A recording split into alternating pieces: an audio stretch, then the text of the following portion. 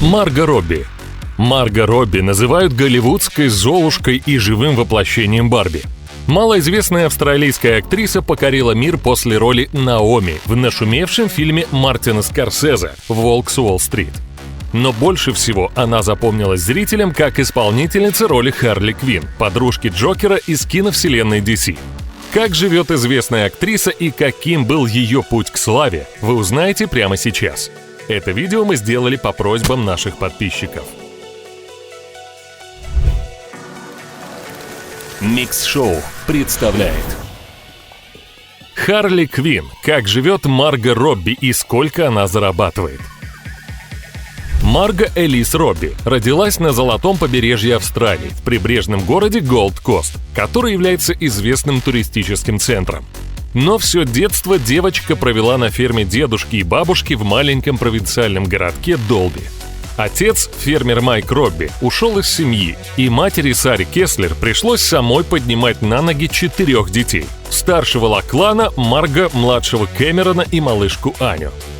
После развода родителей Марго не поддерживала контакт с отцом. Примером для девочки стала мама, которая работала физиотерапевтом. В школе Марго посещала почти все кружки – от гребли до танцев, от театральных постановок до софтбола. Позже ее страстью стал серфинг. Она могла часами пропадать на пляже, чтобы на мгновение поймать волну. Кстати, ее прозвище в детские годы было «Мэггат». В переводе с английского означает «личинка». На каникулы мать отправляла детей на ферму, поэтому уже в 10 лет маленькая Марго умела колоть дрова и доить коров. Но втайне от всех она всегда мечтала блистать под светом софитов. После окончания школы Робби поступила в частный колледж Саммерсет. Чтобы поддержать мать, которая разрывалась между домом, детьми и больницей, Марго уже в 16 лет устроилась на 3 работы – официанткой, горничной и продавщицей в маленьком магазинчике на пляже. Ей удалось отложить немного денег, на которые она купила билет в Мельбурн и заплатила первый взнос за актерские курсы. На южном побережье девушке было не сладко. Днем она училась, потом бежала на бесконечные пробы и кастинги, а вечером надевала форму продавца бутербродов Subway, чтобы иметь возможность оплачивать обучение. Первые роли Марго были настолько незначительны, что ее имя даже не появлялось в титрах. Но их хватило, чтобы в 2007 году начинающую актрису заметил известный австралийский режиссер Аш Аарон, предложивший Робби главную роль в его новом триллере «Я вижу тебя». По-настоящему счастливым для Марго стал 2008 год. Она попала на кастинг сериала «Соседи», который с успехом транслировался на австралийском ТВ с 1985 года.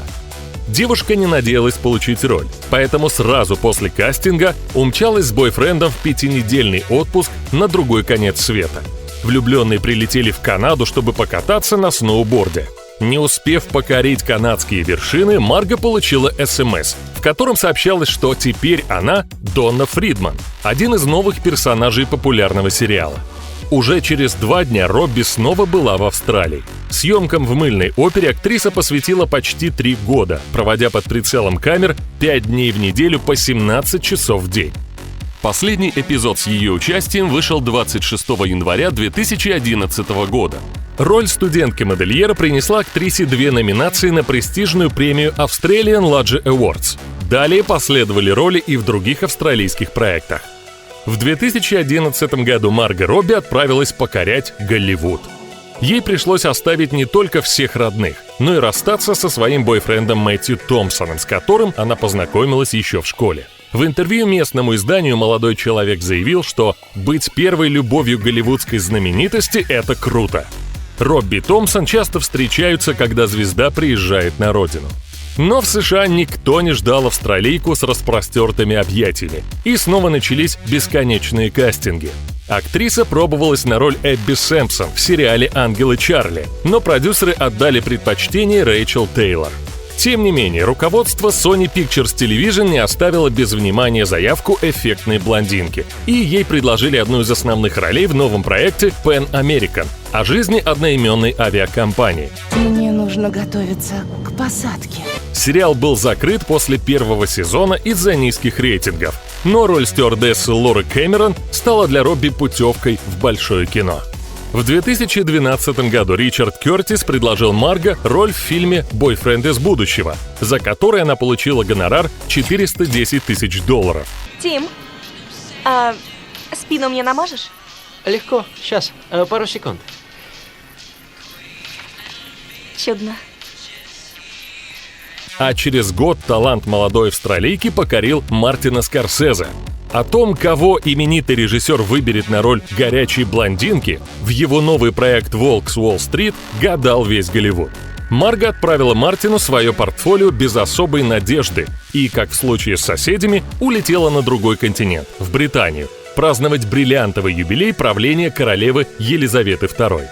Тем же вечером девушка получила сообщение. Через день ей нужно было явиться в Нью-Йорк на прослушивание с участием Мартина Скорсезе и Леонардо Ди Каприо. Робби предстояло сыграть жену героя Леонардо Ди Каприо, хитроумного биржевого маклера. Лео много импровизировал на площадке, но Марго не терялась. Когда партнер попросил его поцеловать, девушка закатила звонкую пощечину. В сценарии, кстати, этого не было. Хватит играть мускулами, Джордан. Ты похож на какого-то имбецила. Малыш, ты же должна радоваться, что твой муж в такой охренительной форме, а? Ну, иди ко мне. Давай, поцелуй меня. Ты у меня такой красивый, ну иди ко мне. Поцеловать тебя? Ты такой красивый, когда Поцеловать? смеешься. Да, один раз. После этого на съемочной площадке воцарилась абсолютная тишина. Но затем раздался оглушительный смех, а Робби испугалась, что сильно ударила кумира своего детства Ди Каприо, и извинилась. Но тот был впечатлен ее смелостью и попросил ударить его еще раз. Находчивость актрисы покорила режиссера. Мартин Скорсезе не сомневался, что нашел ту, кого искал. Кстати, актрисе пришлось выпить 3 рюмки текилы в 9 часов утра, чтобы подготовиться к постельным сценам с Лео. За этот фильм она получила гонорар $348 тысяч. Отношения из сценария фильма актеры перенесли в жизнь. Папарацци засекли Марго и Лео на совместном отдыхе в Майами. Но их роман, который они тщательно скрывали, не продлился долго. На премьеру «Волка с Уолл-стрит» в Австралии актриса пригласила всех родных, кроме дедушки и бабушки. Марго переживала, что они не вынесут участие любимой внучки в эротических сценах. Папа только зря тратит время.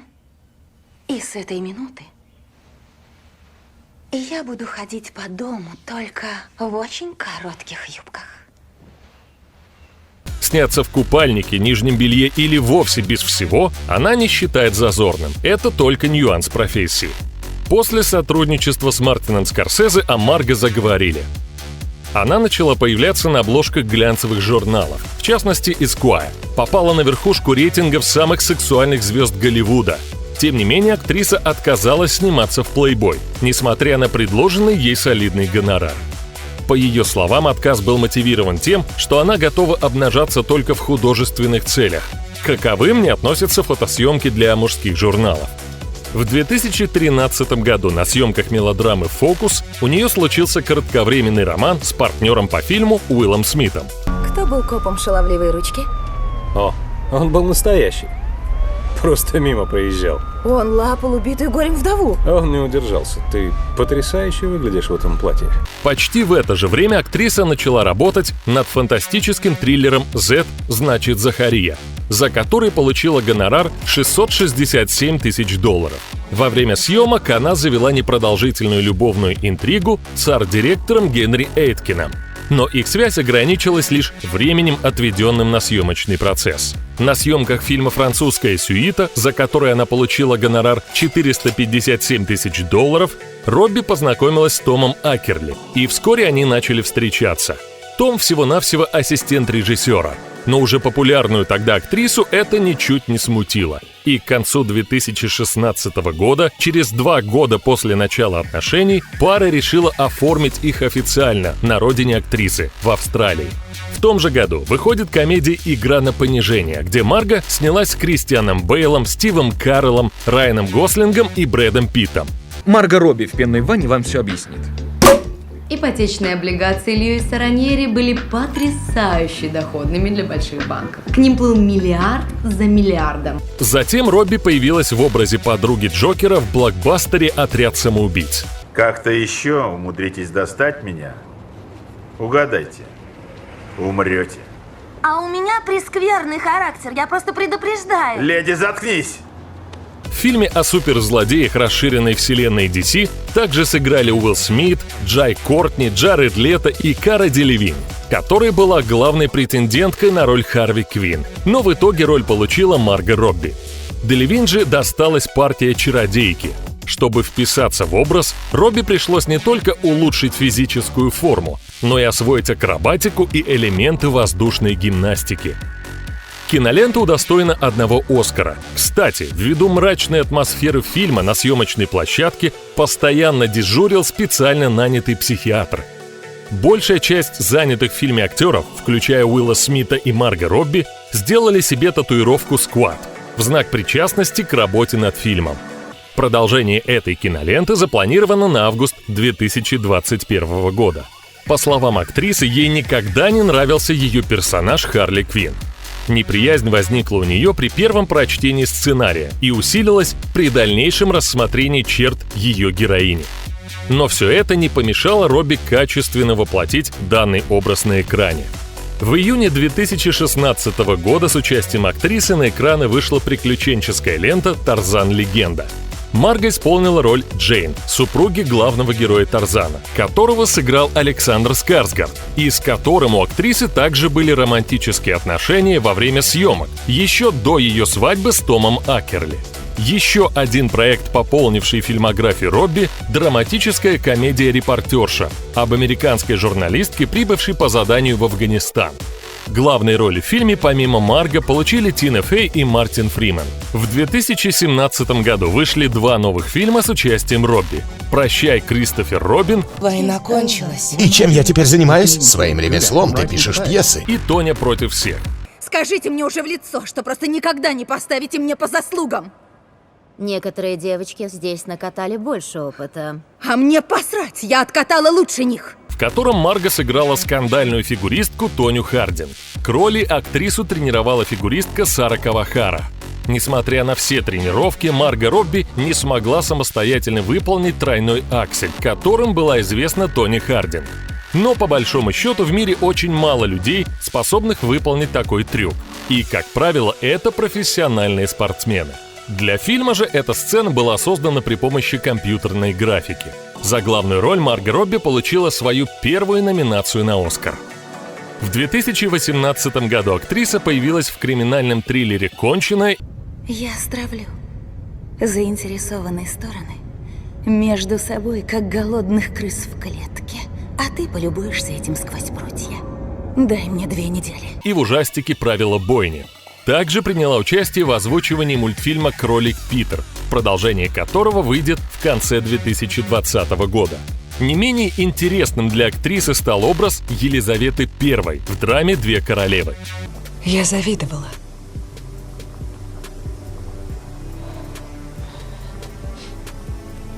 Твоей красоте.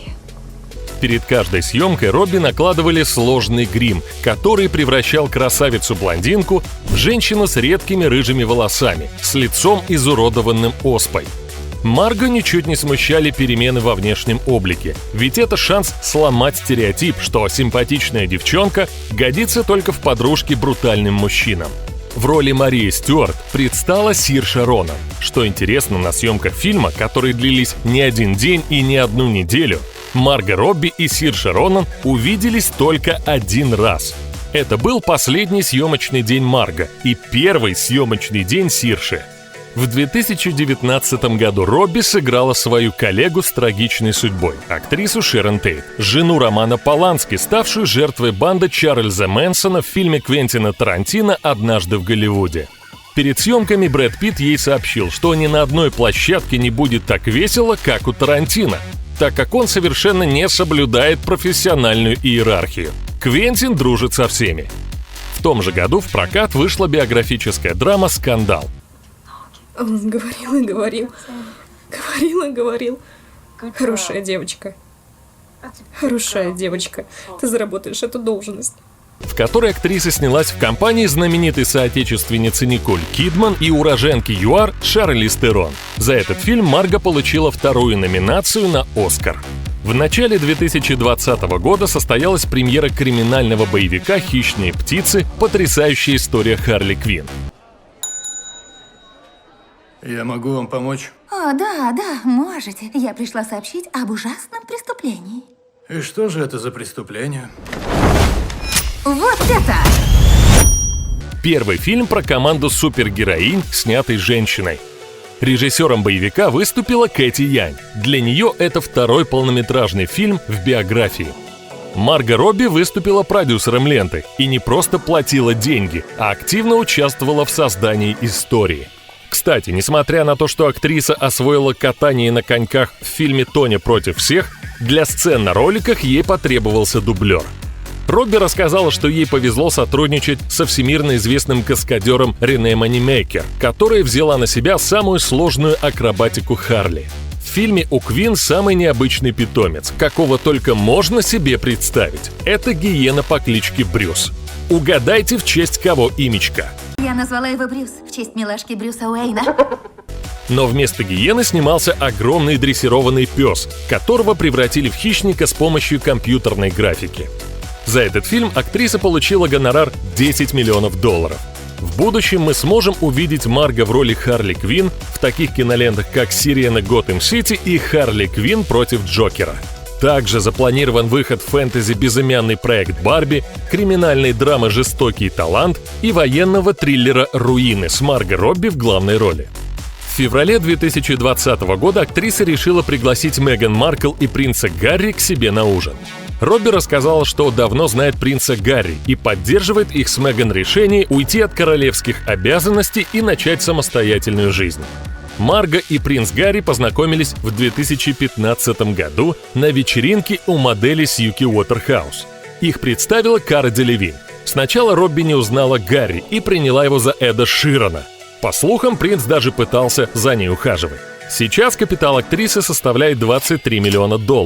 Помимо гонораров за фильмы, она имеет дополнительные источники доходов. У Робби есть продюсерская компания Lucky Chap Entertainment, которую она основала вместе с мужем и друзьями. Также Марго активно снимается в рекламе. Она стала лицом рекламной кампании новой электрической модели Nissan спорткара Blade Glider, который разгоняется до 100 км в час менее чем за 5 секунд. Затем снялась в рекламном клипе парфюма Gabrielle Chanel Essence, в котором изящно двигается под хит американской певицы Бейонсе «Hello». Также актриса стала новым амбассадором Calvin Klein, снявшись в довольно провокационном рекламном ролике нового парфюма компании Deep Euphoria. В Инстаграм у Робби более 20 миллионов подписчиков. Один рекламный пост стоит от 20 до 40 тысяч $. Сейчас актриса живет в своем особняке в престижном районе Лос-Анджелеса Хэнкок-парк, который она купила за $3,9 миллиона. В доме с 5 спальнями и 5 ванными комнатами есть современная мраморная кухня в стиле бистро, темно-синяя столовая и гостиная с электрокамином. В интерьере используется латунь, стекло и паркетные полы из европейского дуба. Благодаря окнам от пола до потолка в интерьере преобладает много света. Возле дома есть бассейн и довольно большая беседка. Еще у Марго есть шикарный дом в Венеции стоимостью $5 миллионов. Также она купила закрытый дуплекс на Золотом побережье в Австралии для мамы и сестры, заплатив за них несколько миллионов $. Этот комплекс находится недалеко от их семейного дома. Еще у актрисы есть коттедж на Голливудских холмах, который в настоящее время сдан в аренду. Являясь лицом компании Nissan, Марго часто замечают за рулем электромобиля Nissan Leaf. Как вы считаете, благодаря чему Марго Робби смогла добиться такой популярности? Если вам понравилось видео, ставьте лайк, а также подписывайтесь на канал, чтобы не пропустить много интересного.